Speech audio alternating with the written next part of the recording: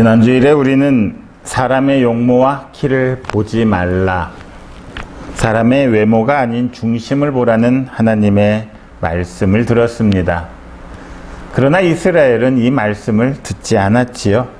오히려 사람의 외모를 보고, 골리앗의 외모를 보고, 또 골리앗과 같은 악의 무리들의 외모를 보고, 겉모습을 보고 크게 두려워하고 있음을 보았습니다. 그래서 사무엘은 우리들에게, 믿음 생활을 하는 우리 성도들에게 순종이 얼마나 중요한지를 이렇게 말하고 있습니다. 사무엘상 15장 22절과 23절의 말씀입니다. 같이 한번 읽겠습니다. 사무엘이 이르되 여호와께서 번제와 다른 제사를 그의 목소리를 청종하는 것을 좋아하심같이 좋아하시겠느냐. 순종이 제사보다 낫고 듣는 것이 숫양의 기름보다 나으니 이는 거역하는 것은 점치는 죄와 같고 완고한 것은 사신 우상에게 절하는 죄와 같음이라. 순종은 제사보다 예배보다 더 낫다는 것입니다. 그 수많은 숫양의 기름과 같은 헌금 헌물보다도 순종하는 것이 하나님께 바쳐야 할 바른 도리라는 것이지요. 이를 어기는 것이 바로 우상 숭배라 말하고 있습니다. 8절에서부터 그 이하를 보면 하나님의 말씀을 따르지 않는 교회들, 성도들이 하나님의 말씀대로 살아가지 않는다면 어떤 일이 일어나는지를 단적으로 보여주고 있습니다. 그들에게 남은 것은 조롱과 멸시를 받는 삶뿐이라 말하고 있는 것이지요. 자, 왜 하나님이 택한 백성들 이스라엘이 이렇게 이방 민족들에게 조롱과 멸시를 받는 상황이 되었습니까? 이스라엘만이 아니라 우리 성도들이 왜 세상에 나아가서 멸시를 받고 조롱을 받는 시대가 되었냐는 것입니다. 어떤 사람들은 그렇습니다. 너희 하나님이 힘이 없어서, 너희를 보호할 힘이 없어서라 말합니다. 그래서 귀신에게 가서 점을 치라고 하지요. 오히려 무당들이 더 우리의 앞날을 더 잘 알려준다고 말합니다. 그러나 정말 생각해 봅시다. 하나님께서 우리를 보호할 힘이 없어서겠습니까? 아무리 하나님께서 이스라엘을, 우리들을 보호해 주시려 한다 할지라도, 우리에게 복을 주고자 하시더라도 이스라엘이 하나님의 말씀을 불순종하고 거역한다면 그것은 하나님이라 할지라도 어떻게 할 수 없는 일임을 알아야 합니다. 이스라엘이 하나님의 말씀을 다 잊어버리고 버리고 자기의 뜻만으로 살아간다면, 하나님을 떠나서 살아간다면 하나님이 무슨 수로 그들을 도울 수가 있겠습니까? 실제로 이스라엘은 하나님을 떠나서 다른 신들을, 우상들을 찾아서 그렇게 살아갔던 것 아니겠습니까? 내 뜻대로 내 마음대로 사는 것, 내가 원하는 신을 섬기고 그렇게 살아가는 것, 더 이상 하나님의 보호하심이 필요 없다는 말 아니겠습니까? 더 이상 하나님이 주시는 복을 받지 않아도 된다는 그런 뜻과 같은 것 아니겠습니까? 결국 이스라엘은 그렇게 살다가 다른 이방 민족들의 침략을 받고 조롱을 받게 되고 멸시를 당하게 되었던 것입니다. 우리 역시도 마찬가지 아니겠습니까? 과거에 있었던 블레셋과 이스라엘의 싸움, 골리앗이 나와서 싸움을 도두며 이스라엘을 조롱하고 멸시했던 그런 일들뿐 아니라 오늘날 바로 우리가 살아가는 이 시대에서 교회와 성도들이 세상의 조롱과 멸시를 받게 되는 것도 이런 이유가 있는 것 같습니다. 하나님의 생명의 말씀이 가지는 살아있는 능력이 있다면 교회는 살아있어야 할 것입니다. 그런데 하나님의 말씀이 없다면, 우리가 계시록에서 보았지만 그 교회는 살아있다 할지라도 실상은 죽은 것과 다름이 없는 것이지요.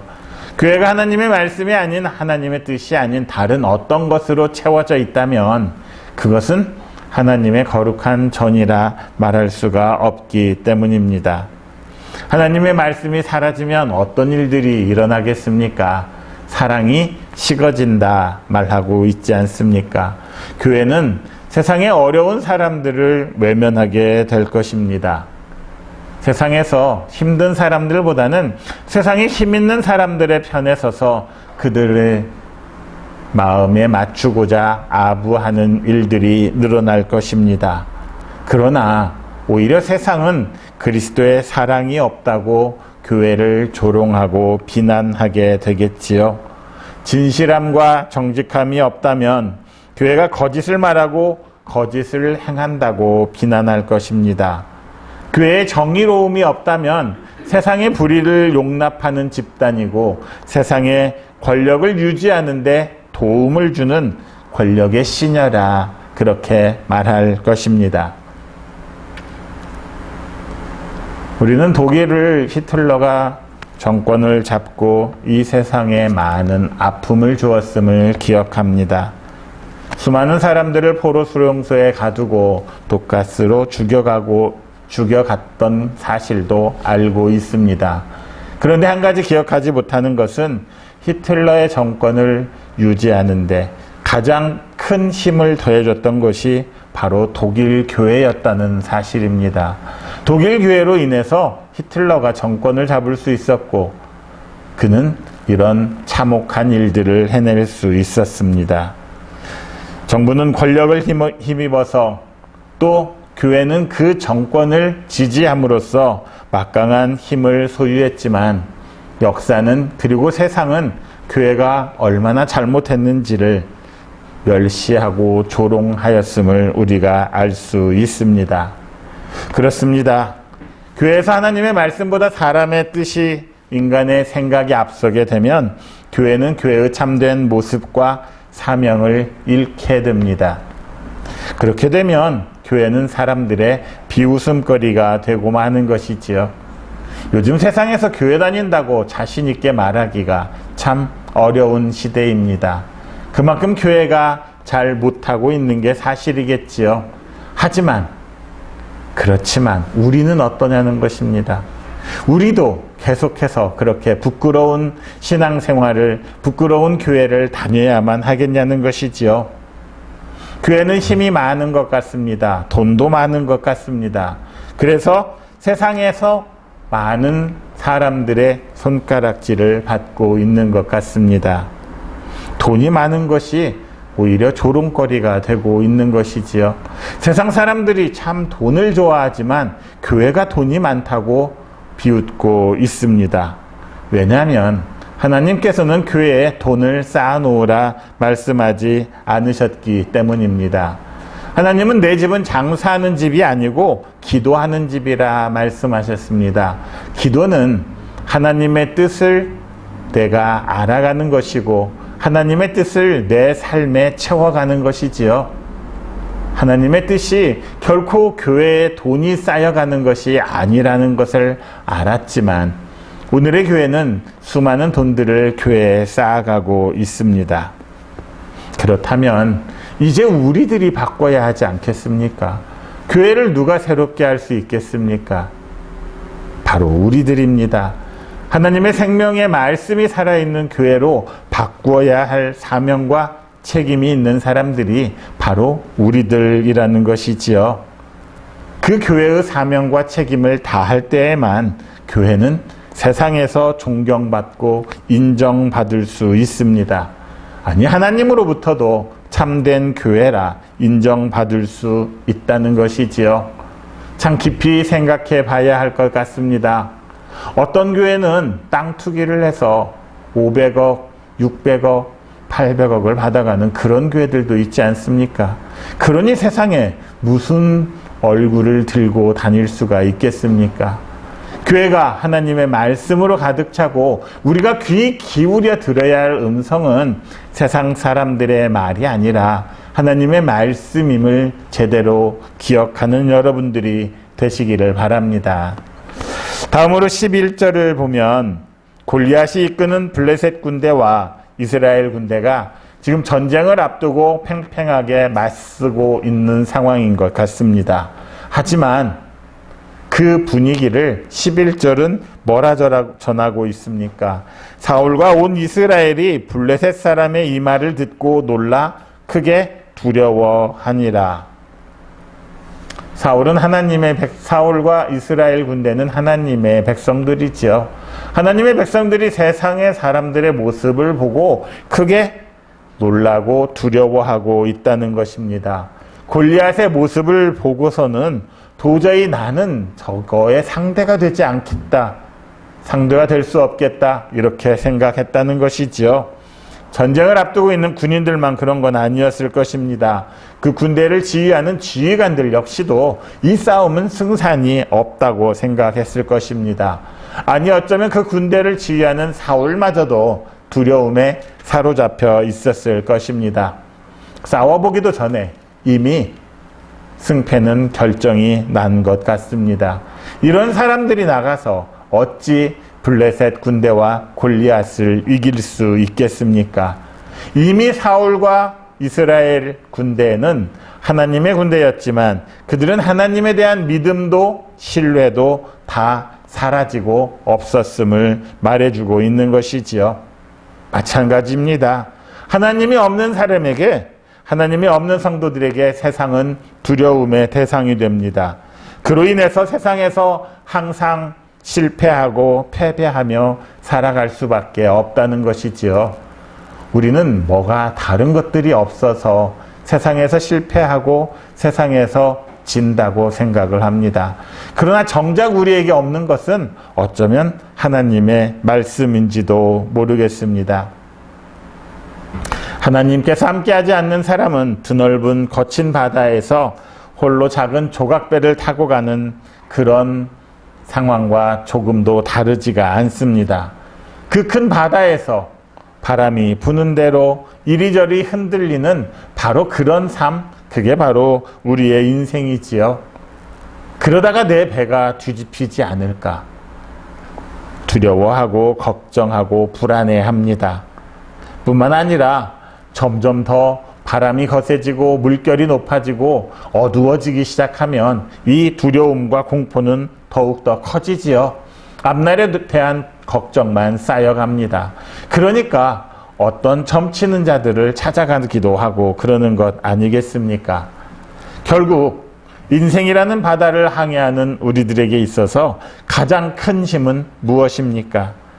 끊임없이 우리를 향해 오는 거친 파도를 우리가 벗어나는 방법은 무엇이겠습니까? 그 삶을 나 혼자 힘으로는 도저히 헤쳐나갈 수 없음을 인정해야 합니다. 오직 하나님과 함께하는 사람, 하나님이 나와 함께 하심을 확신하는 사람만이 그 삶을 이겨나갈 수 있습니다. 그 두려움을 이겨나갈 수 있는 것입니다.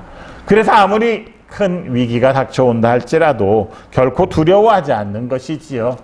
다윗은 그래서 내가 사망의 음침한 골짜기로 다닐지라도 해를 두려워하지 않는 것은 주께서 나와 함께 하심이라.